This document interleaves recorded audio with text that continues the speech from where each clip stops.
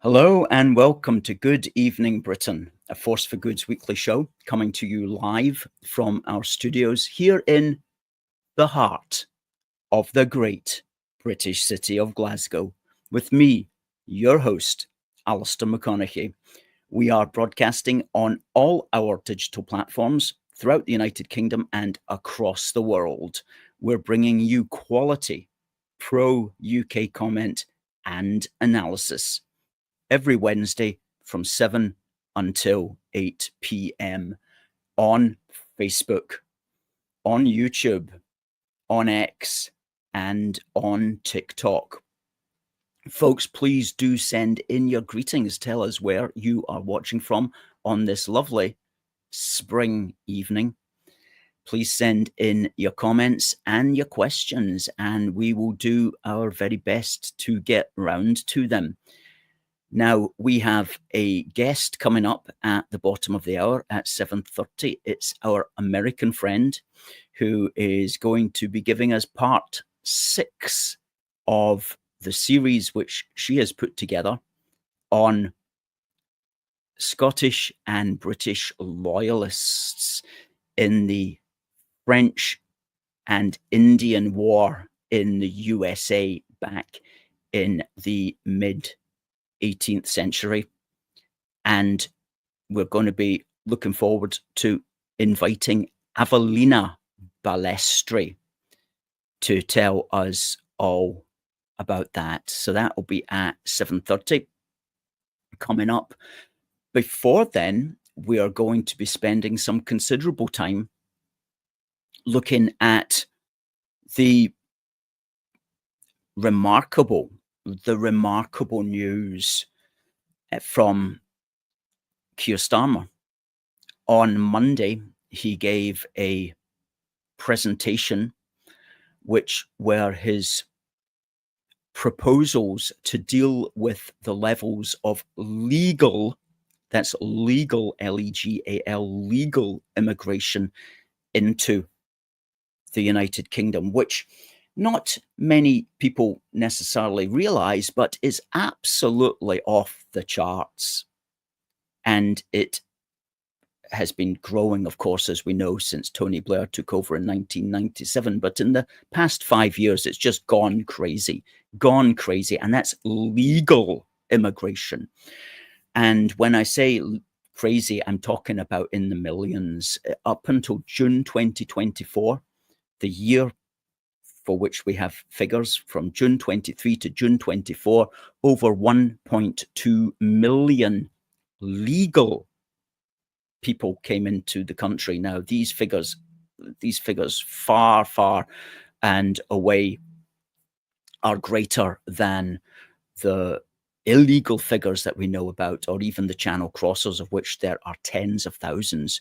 But if you multiply that by goodness knows what, you'll get up to 1.2 million legals. That was in the 23-24 year. In the 22-23 year, there was also another 1.2 million who came in. So these are millions of people now coming in legally. The system is completely out of control. We've been heavily emphasizing that in all our programs, and people have been wondering, what on earth can we do about it? Well, I have read the white paper of the proposals, and I'll tell you all about that. Very interesting, and to be frank with you, just shockingly surprising in its reach. But we'll get into all of that very shortly. Please stick around. Let's say hello to some people. Derek, first in tonight. Good evening, Alistair and the AFFG family. Another lovely sunny heatwave weather to continue. Very good. Making up from last year's wet summer in Great Britain. That's right, Derek. I can't recall a May as lovely as this for many a long year. Hello to Debbie, says hello to everyone. Oksana, hi to you. Paul at the front line in White Cliffs country, down there in Kent. Hi to Catherine, who is calling in from Glasgow. Adam Bray, there's a name we haven't seen for a while. Hello, I'm back. How are we all doing this evening? Good to have you back, Adam. Hope you're doing well. We're doing very well. We're buoyed up, I have to say, by the experience of reading this extraordinary white paper from Keir Starmer. What on earth do we make of it? We've called tonight's show Enoch, Starmer, and the Island of Strangers, because all the opponents of Keir are calling him Enoch now for reasons that are obvious. Hello to British legends and to Stephen. And to Christopher, who says, I seem to remember David Cameron pledging to cut migration from some 300,000 to 150,000. We need general reform and reform UK as a party. So let's get started on this remarkable speech from Keir Starmer. He gave a speech and he introduced the white paper. Now, his speech in itself was remarkable, and the white paper is really quite extraordinary. Now, we have read it all, 80 pages. It's called Restoring Control Over the Immigration System. And if you Google that, you too can be taken to the page where you can download it as a PDF. Well, we spent a whole day going through it with a tooth comb. Took us several hours naturally to read it all, and we have got a lot to say about it. And I will say this, I don't have any criticisms of it whatsoever, other than, of course, it doesn't go far enough. We know that. I mean, but in itself, extremely well written and full of ideas, which, if they can get it past Parliament, will definitely bring down immigration levels. Not nearly the amount that we need, though, but will definitely bring it down. So, where to start? Well, firstly, let's start with the reaction that his opponents on the left in the Labour Party have had. And their main thing, of course, is to compare him to Enoch Powell. And the phrase island of strangers was, in fact, well, there you go. There's an island of strangers one. That was the National, and it was trying. There's the island of strangers. They found themselves made strangers in their own country. That's from Enoch Powell's Rivers of Blood speech. And would you believe it, but Keir Starmer says, we risk becoming an island of strangers. So people saw that connection straight away. And he's now got the epitaph of being, as per that National front page, the new incarnation of Enoch Powell. Well, presumably they're trying to make that like a bad thing. But what they've actually done there is they've mainstreamed Enoch Powell and his ideas. These points of view that Enoch had are now mainstream. We've now got a politician saying things that Enoch Powell would certainly agree with, put it that way. But I think Enoch Powell would be a bit like me, and he would say, we need to go further and faster. But okay, so here are some of the things then that Starmer has been talking about. Philosophically, in this paper, it's underwritten with the belief that immigration does not, after all, lead to economic growth. Now, this has been something that the system has really heavily promoted in the past. And indeed, it's something that Starmer himself would once upon a time have believed. But he no longer appears to believe that, because during his speech, he had a question and answer time. And he was asked about that. Isn't immigration necessary for economic growth? And his response was very good. He said, that hypothesis has been tested now. During the last 4 or 5 years since the Boris wave, we have had unprecedented levels of huge amounts of legal immigration. And Starmer pointed out, but growth has been stagnant. So in other words, he simply pointed to what has already happened, what we've already been able to see, and pointed out to the fact that, in fact, growth is stagnant.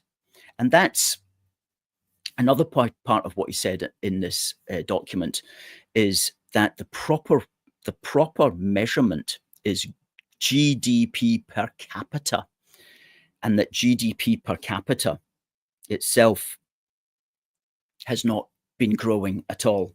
And so that sort of thing, although it might sound to you and I fairly obvious, for the politicians to actually be saying that, for Keir Starmer to be saying that, is really quite an extraordinary thing.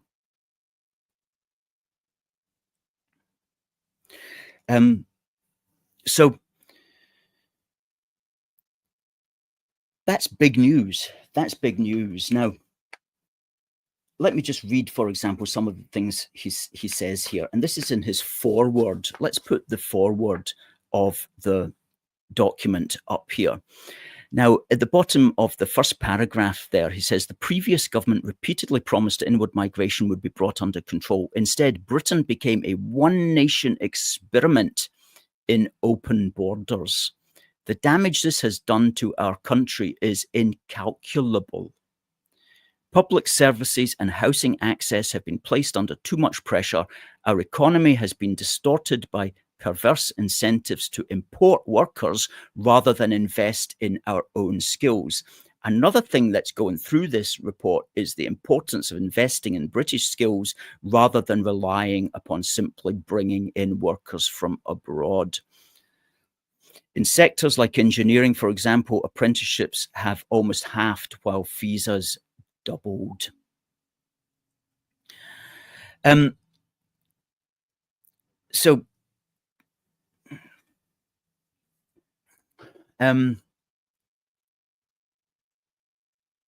he goes on there about how it's wounded trust in politics, but a very important philosophical points. Very important philosophical points that he wants to make. Now, obviously, I do have one or two points that I want to get to about how it could be improved and how it doesn't nearly go far enough. But for now, let me just concentrate on all the good stuff here. And you know what? If I was Nigel Farage, I would be a bit worried about this. I really would be. Because forget the Tories. This document positions Labour as far more serious about immigration control than the Tories are or have ever been. Think about that. This document positions Labour as far more based, as far more serious about immigration control than the Tories are or have ever suggested that they are. And so the Tories are not even really in this conversation. I don't know how the Tories are going to get back into this conversation. This is really a conversation between Labour and Reform. And Reform has not yet produced a document like this either. So they need to get their act together as well. They do have a very good person, of course, associated with them, Matt Goodwin, who writes a lot of good stuff. But other than him, Reform does not have a coherent document that lays out exactly what they want in the way that the Labour Party has done here. So this is forcing Reform to up their game considerably up their game.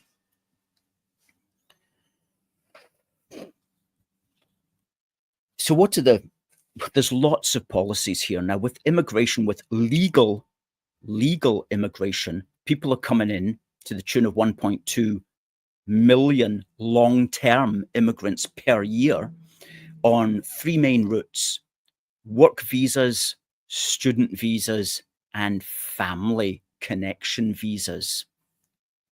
And this report has something to say about all of these avenues. And it tightens up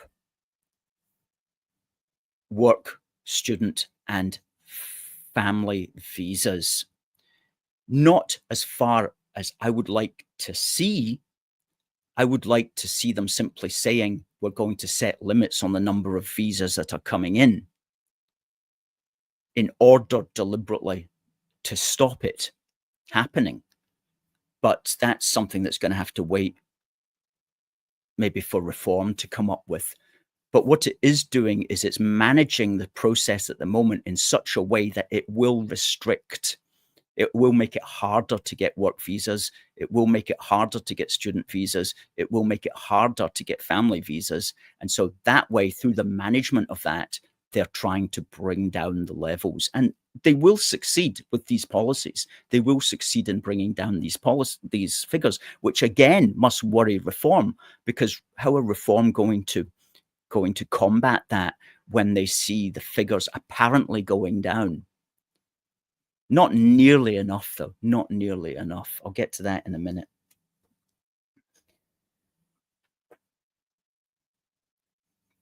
So two of the main policies, and there's lots of policies in here, but the real standout ones, and I had to read this several times to just make sure I was reading it properly. Here on page 27. We will therefore end overseas recruitment for social care visas. Now, social care visas have been a driver of the mass immigration in the last few years. So to stop the social care visas is a very serious policy that hitherto nobody was thinking about even suggesting it possible. But here it is in black and white on page 27. We will therefore end overseas recruitment for social care visas in line with our wider reforms to skill thresholds. We will close social care visas to new applicants from abroad. For a transition period until 2028, we will permit visa extensions and in-country switching for those already in the country with working rights. That in-country switching means switching from a social care visa to another kind of work visa. So, but nevertheless, to actually end foreign recruitment is game-changing in a way. And it turns out then, doesn't it, that in fact the social care visas from overseas weren't as critical as we're being told they actually were. Further in the document, what we're finding is is policies saying that people in this country need to be trained for these sorts of jobs. And it does emphasize that this is a long-term thing that's going to take several years to work through the system. But nevertheless, it's exactly the sort of language that we need to be hearing. And if you had asked me about this a month ago, I'd have said, no way is this likely to happen. But here we go. Here we go. The second major thing which is going to have a big impact is extending the period before you can claim indefinite leave to remain. At the present moment, if you come in on a work visa or a social care visa or whatever, legally, you can be in the country for 5 years, up to 5 years. You do have to really pay your own way during that time if you're a legal immigrant. You don't get access to public housing. You don't get access to housing benefit. You have to pay an NHS surcharge. You're considered that you have to look after yourself. But after 5 years, legal residence, you can then apply for indefinite permission to remain. and you will get it. It's called indefinite leave to remain. But once you get indefinite leave to remain, then you get everything. You get all the benefits, as if you were a British citizen. Housing, public housing, housing benefit, universal credit, everything is given to you after only 5 years legal residence on a work visa or a student visa or a family visa. And that's utterly absurd. And as people pointed out at the start of this year, and as we were pointing out on this program as well, all these people who came in under the Boris wave beginning in 2020, they're all now becoming eligible for indefinite permission to remain, which means over the next few years, they all get it. It's going to cost the nation billions in welfare payments. And so what people were saying at the start of the year is we need to extend that period before you can apply for indefinite leave to remain. We wrote an entire article about it. We said you shouldn't get indefinite leave to remain. You shouldn't get access at all. But if you're going to give it to them, then you should extend the period from 5 years to 10 years, 15 years, why not 25 years before you can apply for all the benefits of the British state. Lo and behold, as it happens, today it's announced, the policy was announced in the white paper, but today it's announced that that period is going to be extended to 10 years. Which means that all the people who came in under the Boris wave will not be able to apply for indefinite leave to remain and will not get access to the full British welfare system until they've been here 10 years. And that's absolutely crucial because a lot of people are just going to say, well, you know what, I was just hanging about Britain until I got indefinite leave to remain. Now I'm not going to get it for another 5 years, so I'm just going to go home. So you're going to see a lot of people leaving Britain as a consequence of that. You're going to see a lot of people not bothering to come to Britain if they have to hang around for 10 years before they get access to the welfare system. And you're going to see figures, you're going to see people leaving, and you're going to see less immigrants coming in because of the extension of that period. So that's a massive thing as well. And that's something that could have been done under the Tories, but the Tories just gave up on immigration entirely. So to actually extend that period from 5 years to 10 years before you can apply for indefinite leave to remain, that's a big, big policy. And that's a game-changing policy because it also now leaves the door open to other groups like Reform to come in and say, well, let's just make it 15 years before you can apply for indefinite leave to remain. Let's make it 20 years. Why do we even have indefinite leave to remain as a concept? You know, all of that whole idea now is opened up, and the potential there is incredible. Now, he's going to have a fight on his hands, of course, to get this through Parliament. And as we know, he and us all are up against what I call the immigration invasion industry, the invasion migration sector. And they will fight tooth and nail. And they're very well funded by the British taxpayers. And so it remains to be seen how much of what is in this document is able to be delivered. But my goodness me, this is a big start. Let's have a look at some of the comments that you've got to say on this. Remember, folks, we've got a guest coming up in 5 minutes. Hello to Scotland Scorpion.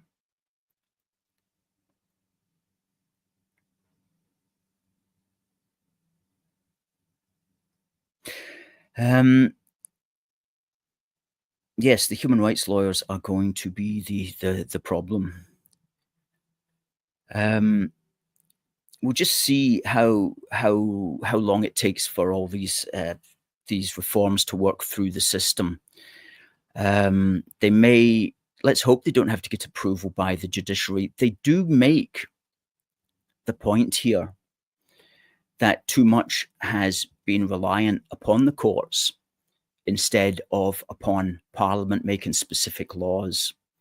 And in this document, they're referring specifically to Article 8 of the ECHR and the extent to which that's abused by the courts, just making up law, as it were, as they go along. Oh, boy doesn't like chicken nuggets in Europe, so he'll have to stay in Britain so that he can enjoy his chicken nuggets. You know, that story from a few months ago, they do talk about how the courts can be abusing the system, and they want to look at the extent to which they can streamline and clarify the law literally through Parliament, so that the judges don't have the personal discretion, that the judges have to obey what is the black letter of the law. So they're going to look at that. I don't hold out much hope for that approach to work, not in the face of the massive billion-pound funded legal industry, but we'll see at least the thinking about the problems of the ECHR, which again is very unusual, very surprising.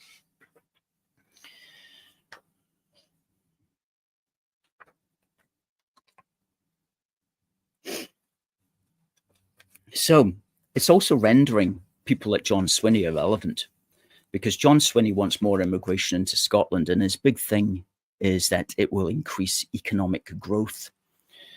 Well, as Keir Starmer will tell him, it doesn't increase economic growth. Economic growth has been tested and found wanting, and in fact, as a consequence of mass immigration, is largely stagnant, at least with the levels and types of mass immigration that have been coming into the country. It does imply in this report that you'll get better economic growth if you have a higher grade of immigrant whose potential to earn is a lot greater, but that's obviously just common sense. That's something we all know.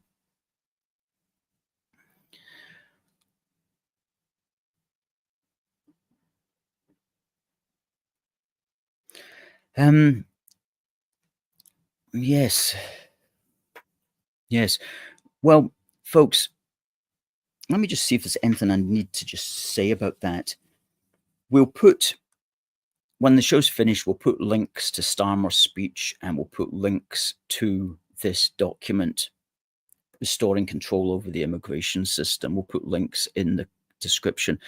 He did say that the issue of asylum is a separate issue, and they are going to release another white paper on that in the summer, whenever that may be. So there's another policy document coming out which is aiming to deal with the problems of asylum. And I hold out much less hope regarding that one, because the only way you can deal with asylum across the English Channel is to criminalize it, and that will require us leaving the UN Refugee Convention. And that doesn't look like something that Starmer would do, but it's definitely the only way that you stop it. Because as I always say, those people coming across the English Channel might look like illegals to us. They might look like criminals. I do believe they are essentially breaking into the country. But under the UN Refugee Convention, they are seen as legal, and they are seen simply as following their legal right to do that, believe it or not. So the only way out of that is to leave the UN Refugee Convention and to start criminalizing and sending to prison anybody who crosses the English Channel in a dinghy. And believe me, that will stop it very quickly. You don't need to send them to Rwanda.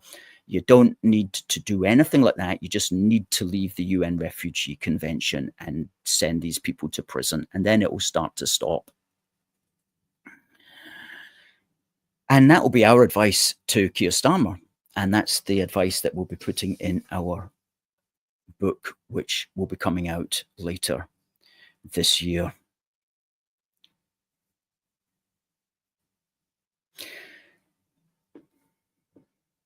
Swinney wants more immigration. Of course, they will allow more in. Well, hopefully they're going to struggle, but they're going to try to set themselves as apart from Labour. But it's going to fail because Keir Starmer's seen which way the wind is blowing. John Swinney has yet to catch up. And the wind has been blowing from the mouth of Nigel Farage. That's what's moved this debate. That's the wind that's moved this debate, is the words that are coming out of Nigel Farage. And unfortunately for John Swinney, he's got left behind, but Keir Starmer's getting blown along in this wind. And unlike Nigel at this precise moment, Keir Starmer can actually effect a change if he is serious. Folks, I would like us to welcome our guest tonight, who is our American friend, Avellina Balestri. And for some reason, my thing tonight is really poor. My microphone. Hopefully that's better tonight. Right, let's go. Avellina, hello. Good to see you. Doing well. Nice, lovely to be on again with you, Alistair. Excellent, excellent. Well, we're very glad to have you all the way from Maryland in the great US of A, and especially to speak with us tonight about, well, the 6th part of your series, which we're calling Scottish Loyalists in the 18th century, specifically in the 7 Years' War, or what's known in the USA as the French and Indian War, when the British fought the French along with some of the Indian tribes that were associated with the French. And so basically, you've been looking at prominent officers of Scottish descent who were fighting in the British Army.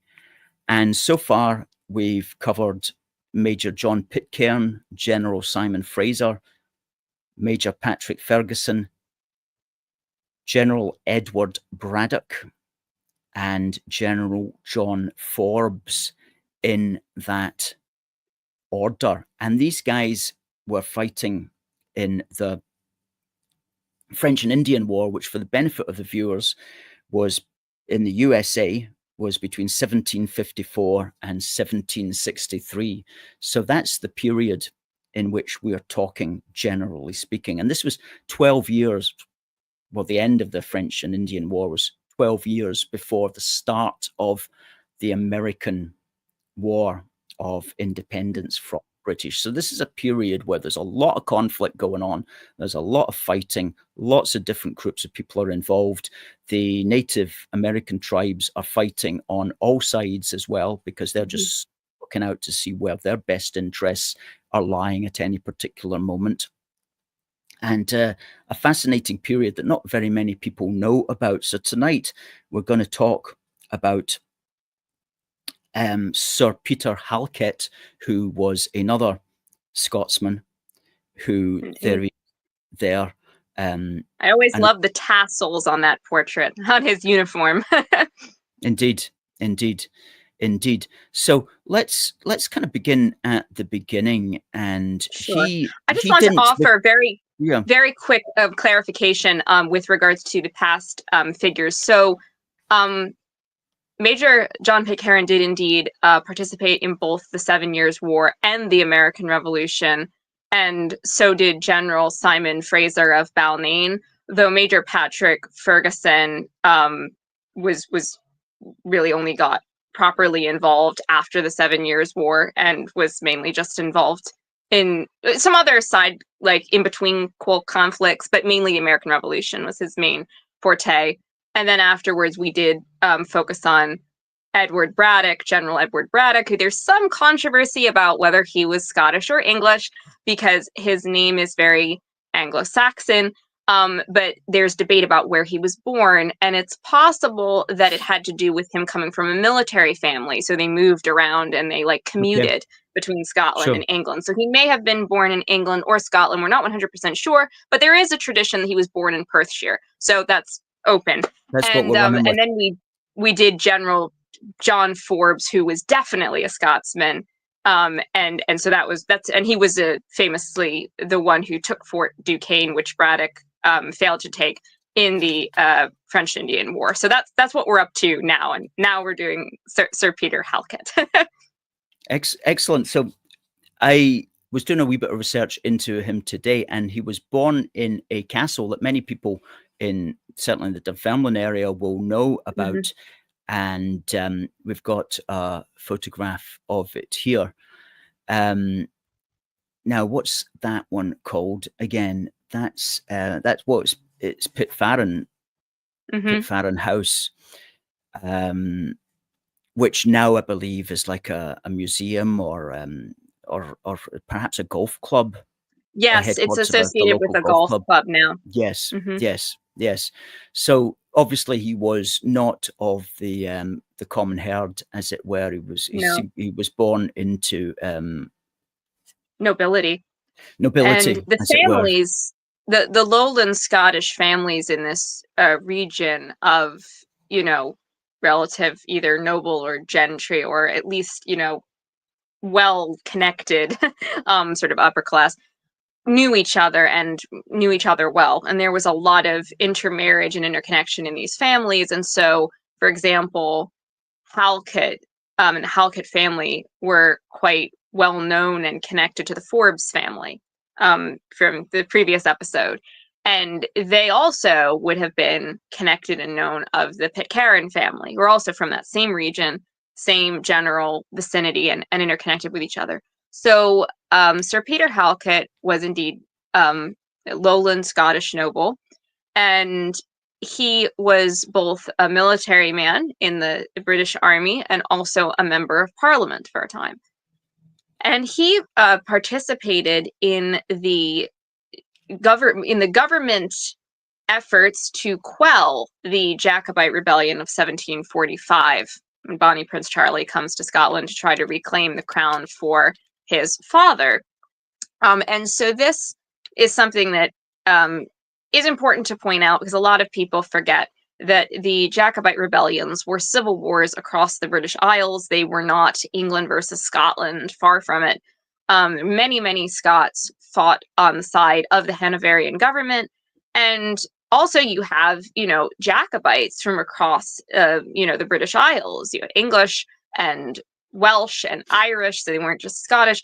And, there was a lot of complexity and layers to this. So you had very prominent people and families who were Scottish who were very supportive of the sitting, Hanoverian monarch, etc.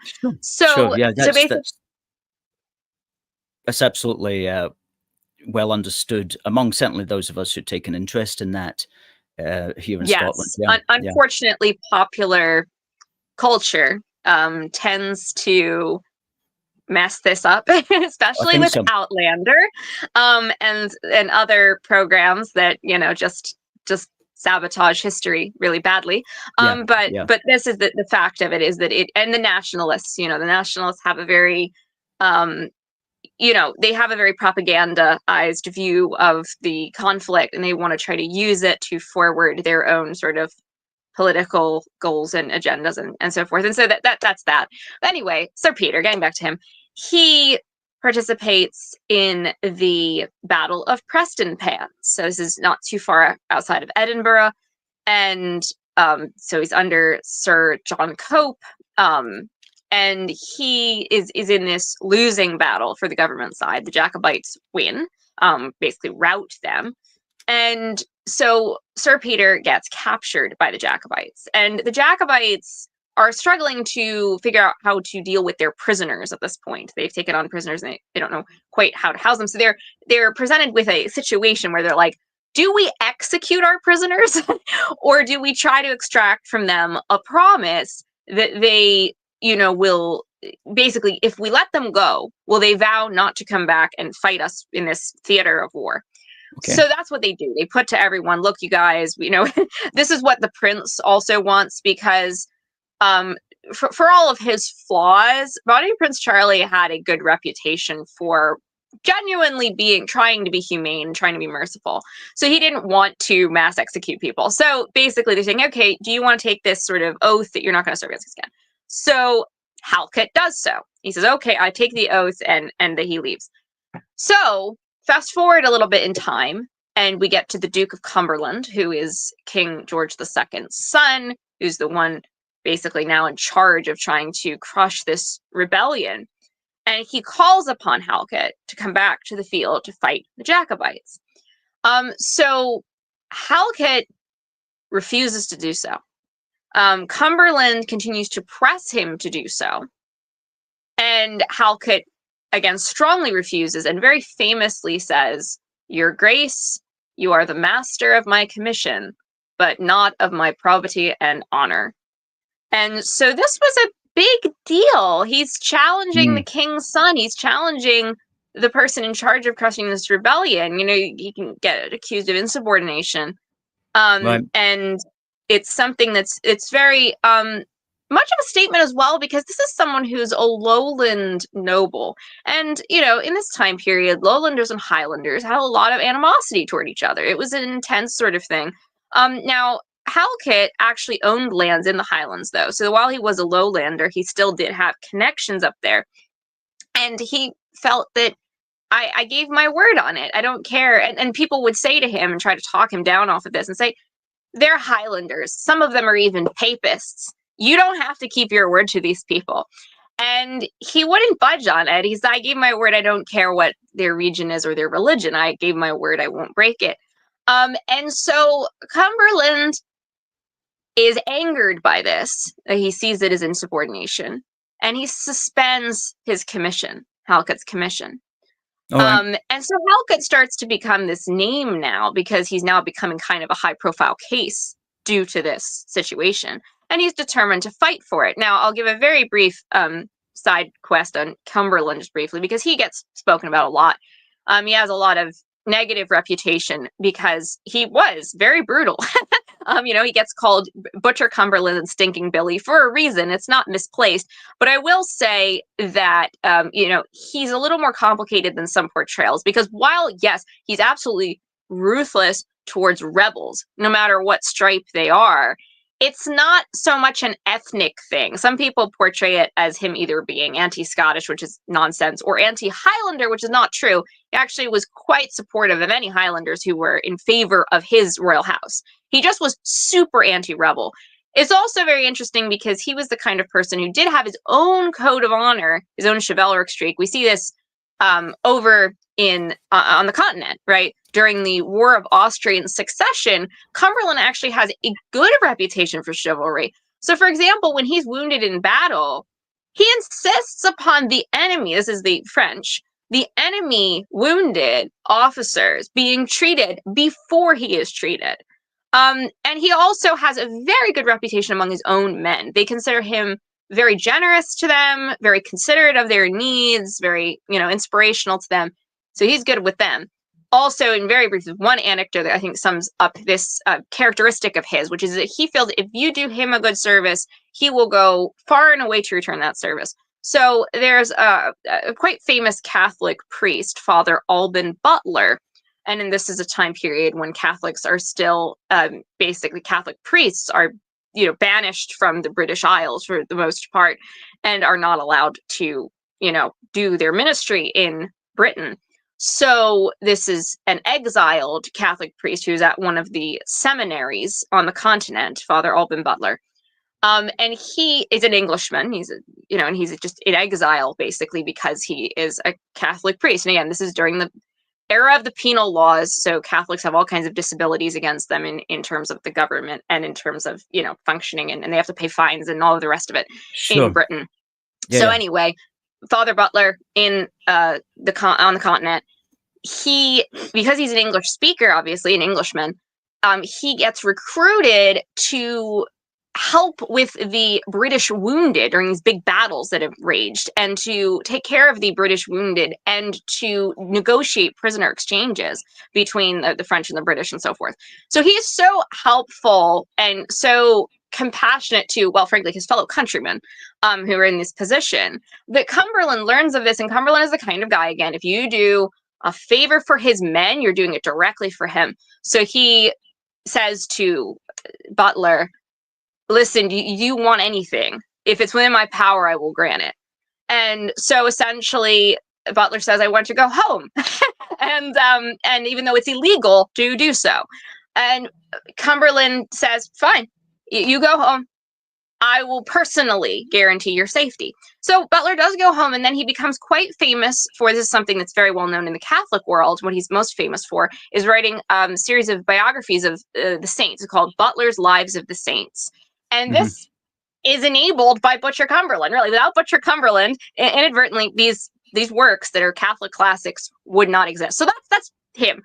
Scrolling all the way around, though, we must say he hated rebels. He had no toleration for them, and he was very low patience for anyone who questioned his methods or anyone who dissented. So that's that, and we're back to Halkett. Okay, back to Halkett. And he's still exiled from the British Army. Yes, he's exiled from the British Army, as are a number of other, again, officers who tried to do anything. Again, this is just tiny information. There's another guy very much at the same time as Halkett and in kind of the same mode of being in trouble, Charles Whiteford, who also was a Lowlander, Hanoverian, who also tries to go up against Cumberland when he's saying, look, this guy spared my life when he could have killed me. In Prestonpans, same thing, same situation. And he says, I want to try to get a pardon on his behalf. Cumberland will have none of it. He says, wait, I want to at least secure his family's safety. Cumberland again will have none of it. And said, I want to secure his lands. Nope. And then he finally says, look, if you do not grant any kind of mercy on this, I want you to exile me. I want you to blot me from your book, essentially, because I will not serve a sovereign who cannot show mercy to a defeated enemy. And weirdly enough, in this actual particular case, Cumberland did soften slightly because he valued Whiteford's skills so much, he kept it on board. But going back again to Halkett, we get that Halkett struggles to get his commission back. He fights to get it back through legal means, and is determined to get himself rectified and, restored.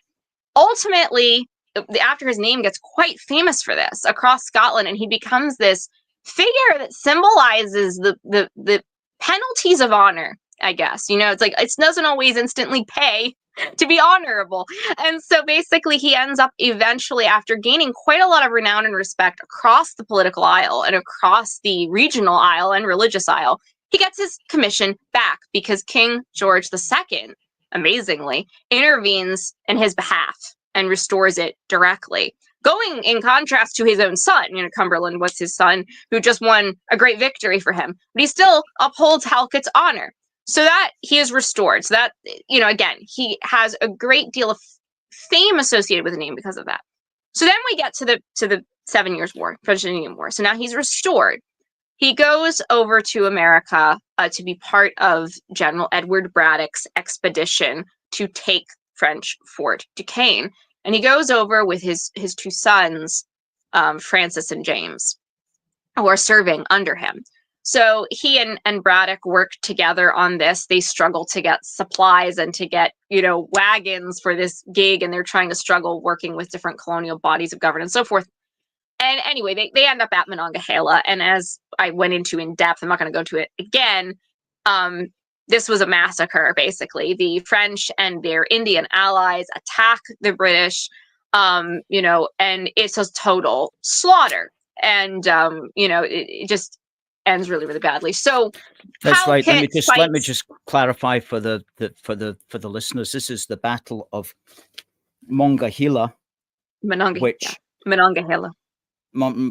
Which was 9th of July 1755. So that's the period that we're looking at, and it was a massive defeat, as you say, for the British against the French, along with their Indian tribes. And Britain, what had Britain been trying to do at that battle? What was the aim? Was to capture Fort Duquesne. They were trying Fort to take Duquesne. Fort Duquesne from the French. And they failed at this time at that point, they did indeed fail. They Although, were, as we mentioned, as you mentioned, was it last time around, they actually succeeded 3 years later in taking what was a vital strategic outpost in that particular war. So while these guys where Braddock failed, Forbes succeeded. So they finally got it. So. But so your man Halkett here is part of the Braddock team, and unfortunately, and we'll just wind this up now. But okay, I'll get to it real quick. So basically, Halkett ends up Halkett gets he fights very gallantly. He gets shot, and then very tragically, his son James, upon seeing him get shot, rushes over to his father and himself is killed and gets shot.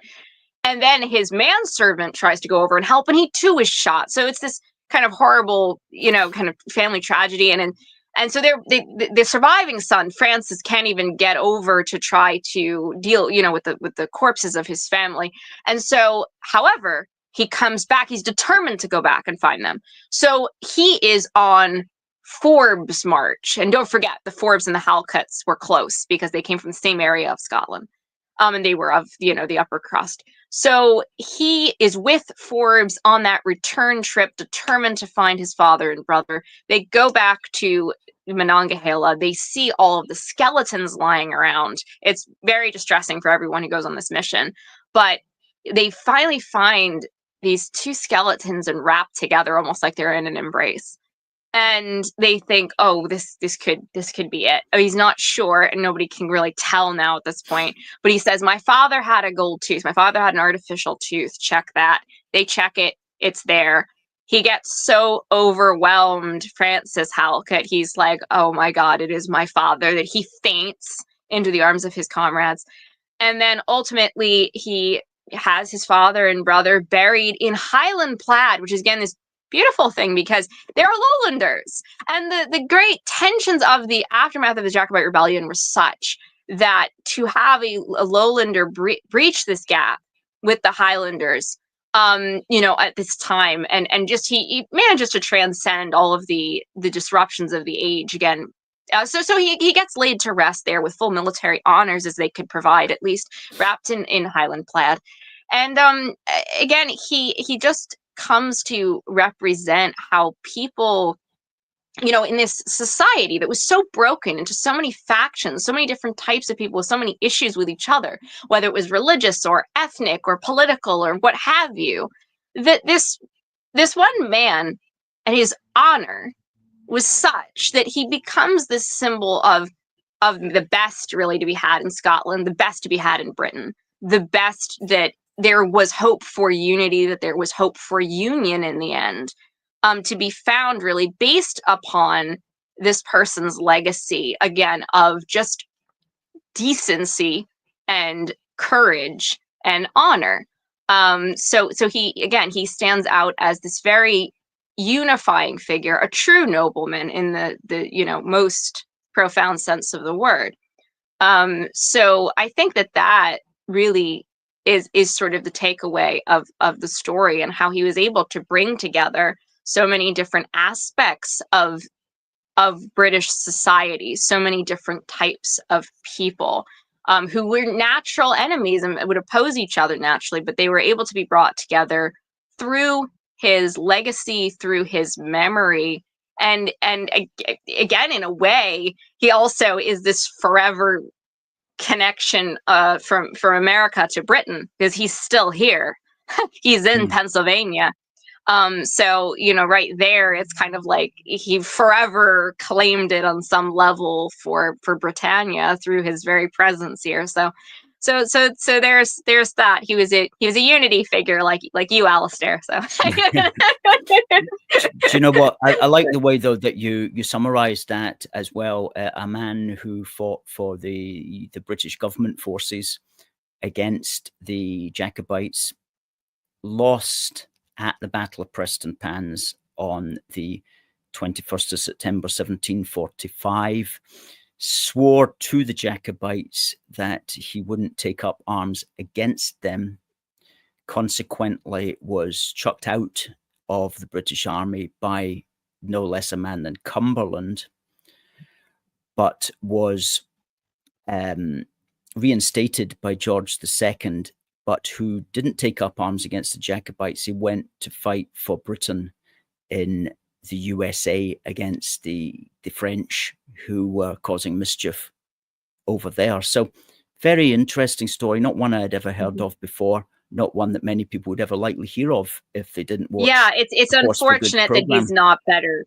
It's very unfortunate he's not better known. Like so many of these other figures, I mean, I feel like they should be just way better. Do you know what? known, I mean, he's going to be better Britain. known. He's going to be better known after this program, because what we'll do is we'll clip what you just said there. We'll get that out. It's going to get hundreds of views.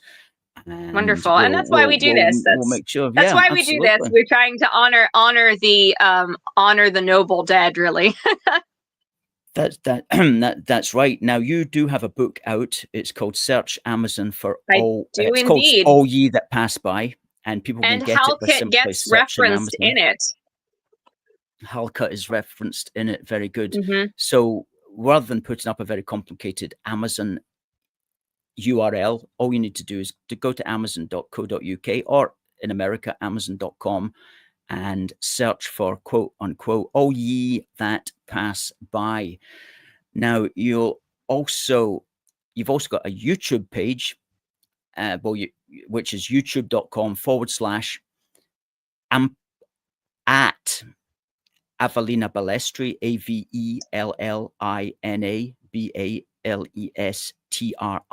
for the benefit of. And there's a song on there about Monongahela in which Halkett gets referenced, called Braddock's Sash. So he gets he and his son, so his sons. He gets a reference in your song, because not many people know you're also a singer and songwriter, and your website address is Avellina Balestri, all one word, .com. Avellina, it's been a pleasure to speak to you. I don't know if you've got any more Scottish people lined up that you're investigating. Oh, yes. We've done 6 of them. We have. Well, what I was going to propose, now that we've veered into Jacobite territory, what I would like to do next time, take a little change up from doing stuff happening in the American wars, and instead do Colonel James Gardiner, who was killed at Prestonpans. There was another government Scot. He's a favorite of mine, so I'd really like to do him next. Let's do it. You're usually Excellent. on every 2 or 3 months, so we'll look forward to having you back on, and you can research up on that guy. I'm sure you already know a huge amount about him anyway, and we'll absolutely. Make sure I'll print out some quotes from him, because he was quite the writer. Okay, good. Well, Avellina, thanks very much for everything. Hope things go well for you over there stateside, and we look forward to seeing you again. Absolutely. Thank you so much for having me on. It's been a pleasure. Thank you. God bless. Okay. Fantastic. Avellina Balestri, author, singer-songwriter, historian, and great friend of A Force for Good. And we're delighted that we have people of such caliber on our show. So, all good stuff. All good stuff. Now, just at the top of the hour, please can I remind folks to always check out our store, aforceforgood.uk/shop-1, where you will get such classics as a wee book for the Union, which is written by ourselves, and which is a great wee introduction to the United Kingdom. And you'll find an awful lot of other stuff there as well. Please also do consider becoming a monthly donor, what we like to call Union supporter. And you can do that from 69 pence a week, which isn't very much these days. You can, let's get the Union supporters banner up there. And in the absence of it, let's at least get a ticker going along the bottom. There we go. forceforgood.uk/union-supporters. And that really helps us. It really does help us. People who give £3 a month, £5 a month or more, and very valuable. And if you prefer just to give a one-off, then you can go to forceforgood.uk/donate too. And just drop in a £5, £10, whatever, but it is very much appreciated. It is our full-time job.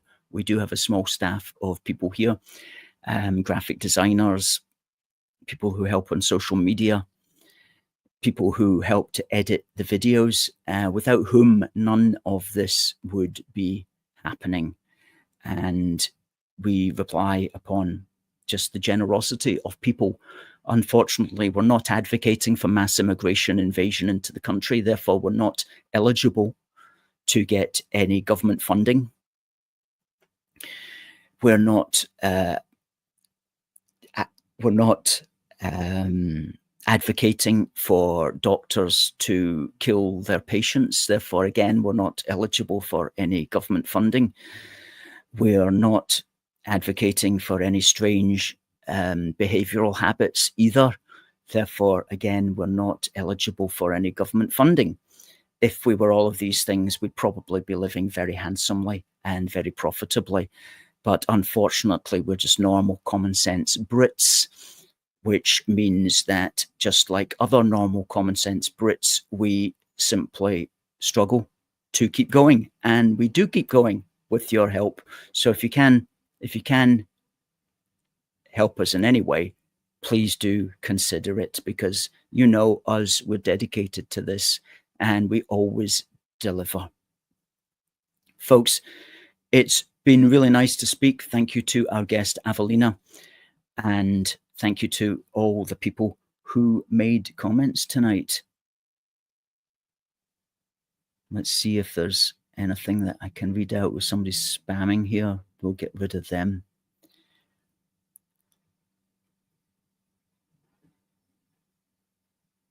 What are they spamming on? Spamming on Facebook. Let's get rid of them. Block user. That's what we need to do.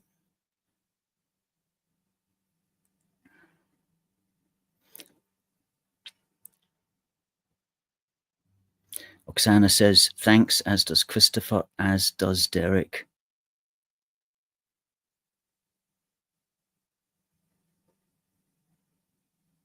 Christopher says, great show. And Oksana says, good night. And Scotland Scorpion says, bye for now. Thank you. Folks, we will be back next week with another guest.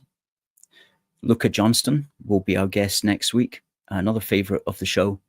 So until then, it just remains for me to say, God bless the United Kingdom and God save the King. See you next week.